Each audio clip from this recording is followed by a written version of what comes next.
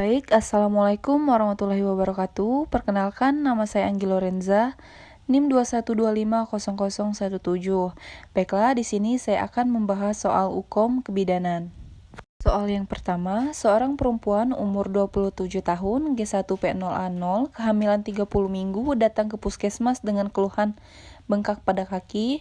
Hasil anamnesis, bekerja menjahit terlalu lama, duduk hasil pemeriksaan KU baik, tekanan darah 120/70, nadi 84 kali per menit, suhu 30 derajat, dan pernapasan 24 kali per menit, TFU 29 cm, presentasi kepala, DJJ 140 kali per menit, teratur, teraba, odem pada kaki. Apakah upaya bidan untuk mengatasi masalah pada kasus tersebut? A. Tinggikan kaki saat tidur. B. Perbanyak jalan pagi. C. Istirahat yang cukup. D. Diet rendah garam. E. Kurang aktivitas. Jawabannya yaitu A. Tinggikan kaki saat tidur. Pembahasan, jika kaki terserang odem, untuk mengurangi pembengkakan, cobalah ketika tidur posisi kaki lebih tinggi dari garis badan tidur. Seorang perempuan umur 25 tahun, G2P1A0, kehamilan 41 minggu, datang ke puskesmas atau ponet dengan keluhan belum ada tanda-tanda persalinan. Hasil anamnesis merasa cemas dan takut. Hasil pemeriksaan KU baik. Tekanan darah 110/60, nadi 68 kali per menit, suhu 36,5 derajat Celcius, pernapasan 22 kali per menit, TFU 35 cm, presentasi kepala sudah masuk PAP, DJJ 152 kali per menit, teratur. Apakah tindakan bidan untuk mengatasi masalah sesuai kasus tersebut? A. Lakukan senam hamil. B. Kolaborasi untuk USG. C. Berinduksi agar bersalin. D. Perbanyak jalan-jalan pagi. E. Kunjungan ulang 1 minggu lagi. Perlunya pemeriksaan penunjang, yaitu pemeriksaan dengan USG pada kasus postpartum. USG untuk menilai usia kehamilan, oligohydramnion, derajat martunitas plasenta. Jadi jawabannya ialah B. Kolaborasi untuk USG. Soal ketiga, seorang perempuan umur 36 tahun, G3P2A0, kehamilan 36 minggu, datang ke TPMB dengan keluhan susah tidur di malam hari. Hasil anamnesis mudah lelah dan lemas, pemeriksaan KU baik, konjungtiva pucat, tekanan darah 100/70, nadi 80 kali per menit, suhu 36,7 derajat, pernapasan 24 kali per menit, TFU 33 cm, presentasi kepala, HB 10. Apakah tindakan bidan untuk mengatasi masalah sesuai kasus tersebut? A. Istirahat dan aktivitas yang cukup. B. Beri tablet FE minimal 90 tablet. C. Lakukan senam hamil. D. Perbanyak makan. E. Jalan-jalan pagi. Bahasan upaya pencegahan anemia pada ibu hamil. Yang pertama, perbanyak konsumsi makanan kaya zat besi dan protein, seperti hati, telur, unggas, daging, dan ikan, kacang-kacangan, sayuran hijau, dan buah berwarna merah atau kuning.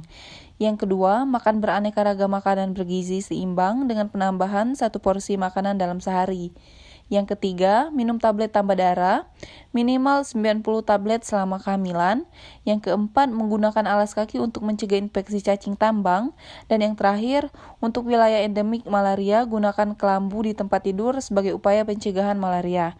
Jadi jawabannya yaitu B, beri tablet FE minimal 90 tablet. Yang keempat, seorang perempuan umur 36 tahun, G3P2A0, kehamilan 16 minggu, datang ke puskesmas ponet, diantar suaminya dengan keluhan keluar bercak darah dari kemaluan. Hasil anamnesis tidak ada nyeri dan kram perut.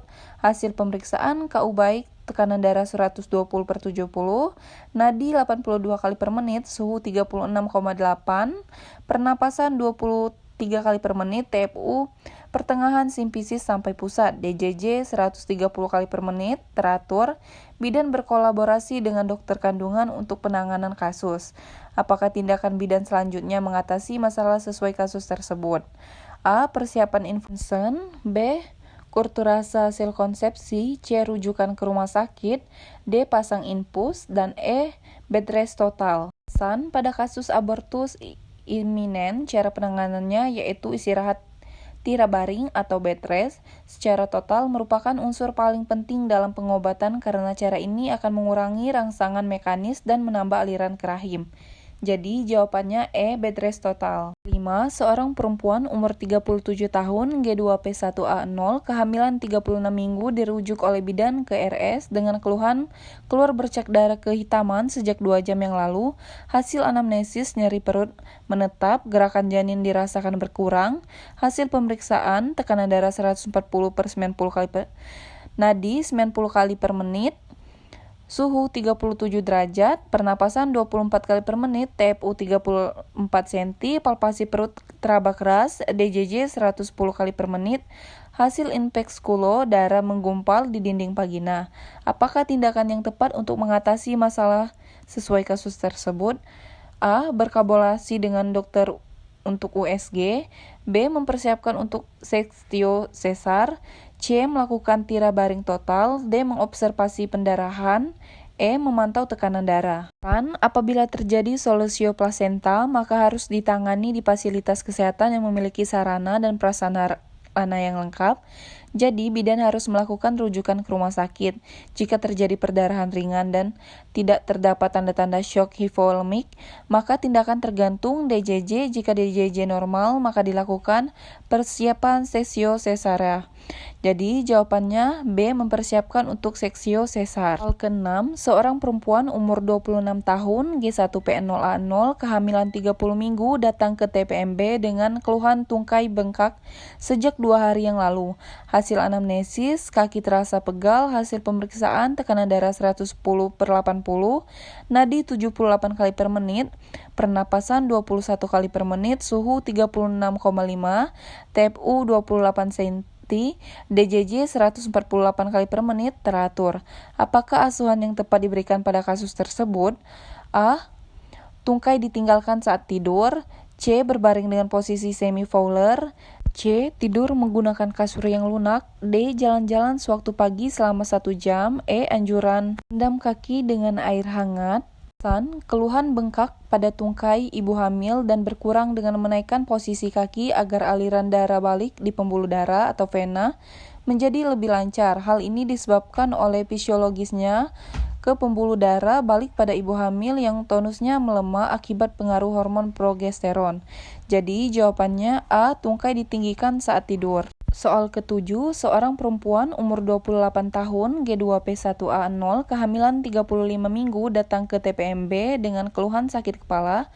Hasil anamnesis tidak sembuh dengan istirahat, pandangan kabur dan nyeri ulu hati. Hasil pemeriksaan tekanan darah 150/90, nadi 84 kali per menit, pernapasan 22 kali per menit, suhu 37,2 derajat, TFU 30 cm, punggung kanan, penurunan kepala 5/5, DJJ 142 kali per menit, teratur, odema pada ekstremitas atas dan bawah.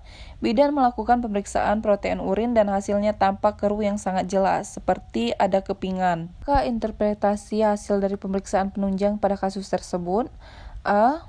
Positif 1, B positif 2, C positif 3, D negatif, dan E batas normal. Pada pemeriksaan kualitatif reduksi urin dengan hasil penggumpal dan diinterpretasikan hasil positif 3, jadi jawabannya C, positif 3.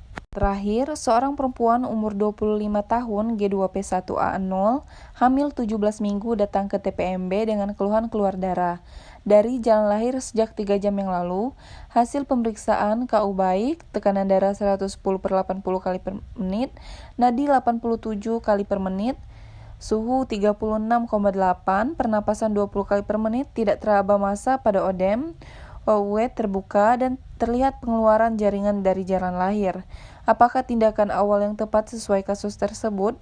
A. Rujuk ke RS, B. Memasang infus, C. Memantau perdarahan, dan D. Mempersiapkan kurutase, dan E. Memberikan informed consent. Diagnosis pada kasus tersebut adalah abortus in conflict. Dengan penanganan awal yang dapat diberikan kepada pasien adalah dengan melakukan stabilisasi keadaan pasien dengan cara memasang infus terlebih dahulu kepada pasien. Jadi jawabannya B. Memasang infus.